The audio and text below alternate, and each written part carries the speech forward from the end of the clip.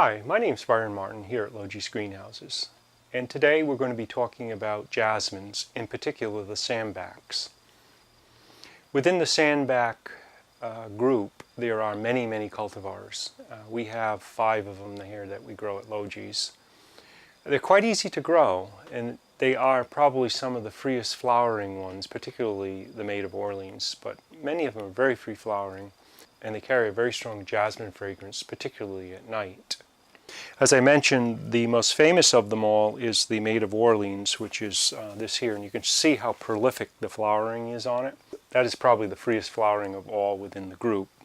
One of the things about growing this plant in particular is that it flowers always off of the new shoots, as they all do, but this one, every little spur a flower will come off of. So in culturing it, they really like to be pruned, and in that case we just simply shear back any long leads that are coming off the plant, and it immediately goes back into growth and flowers form on that new growth. All of them have that tendency. The flowers always form on the new growth, but some of them tend to be a little more upright in their growth. This is Grand Duke. There are several forms of Grand Duke. This is one selection that is more common in the trade. It's a lot easier to flower and propagate than some of the others. You can see the flowers are very double, almost like carnations. This one actually is starting to crest, meaning it's getting a thick sort of a sideways growth to it. This particular variety, all of them can be used as tea, but this particular one is often, the flowers are picked in the evening and put into water in the refrigerator overnight, and in the morning you drink jasmine water. But all of them can be used that way. Grand Duke is one that's often used for that.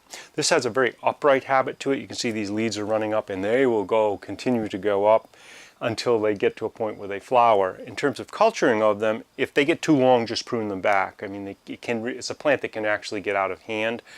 It doesn't have as much vigor in terms of growing throughout the season as Maid of Orleans does. So it's more of a warm day bloomer than it is wintertime. We very seldom see flowers in the wintertime here in northeastern Connecticut. Within that group, there's also another double. This is sort of almost the difference between the two. This is one we call Flora Plena. It has a semi-double to double flower to it, a little bit looser than Grand Duke. An upright habit, but it does flower very freely. It is more of a summer bloomer for us, but it does flower a little bit freer than Grand Duke. One other cultivar that we grow is called Belle of India. This is a double form. You can see it's very loose in its growth. This is probably, I wouldn't say weakest, but it tends to be more seasonal than any of the others. It really doesn't like wintertime here in the north, and pretty much slows down on us to a crawl or stops growing even under warm conditions, and then in the summertime it grows very vigorously.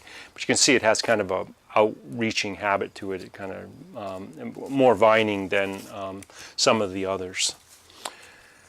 In terms of culture, they do have some issues with root disease, so one needs to make sure that there's some dryness between waterings. They're highly susceptible to spider mite, and that's probably the biggest challenge in growing them. You got to really keep your eye on that.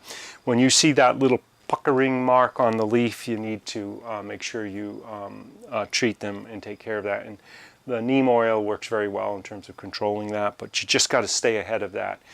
As far as pruning goes, this would be a good example. We could prune this back, but you just simply need to take these, regardless of the variety. Once it's done its flowering cycle, there's some flowers that have finished blooming here, and simply just chop the plant back so that it's headed down like so. And then this is all going to break, and it will fill out again. And you're going to, every time you do that, as you prune most plants, you're going to thicken it. So that creates a fuller specimen over time. And it also, you can contain it. You could certainly take a jasmine Maid of Orleans like this, and you could hold it at, I don't know, maybe 1.5 feet tall permanently, just by pruning off, letting it grow, pruning off, letting it grow. So it can fit on a windowsill or in a limited space if needed.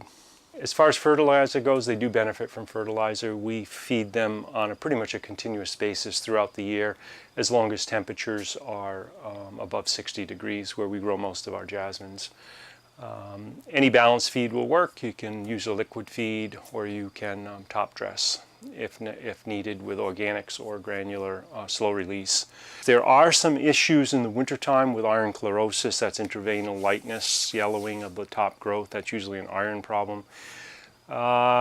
Generally it's more of a seasonal thing. You can ignore it and they'll grow out of it, or if you want, you can treat with iron chelate, and that usually corrects the problem.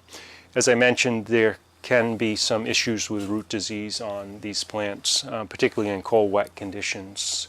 Jasmine Bell of India tends to be more susceptible than the other varieties that we grow. So thank you for watching today. There's a little bit of information on one of the easiest jasmines to grow, the jasmine sambacs, and the most rewarding. If you'd like more information, you can find us at logies.com.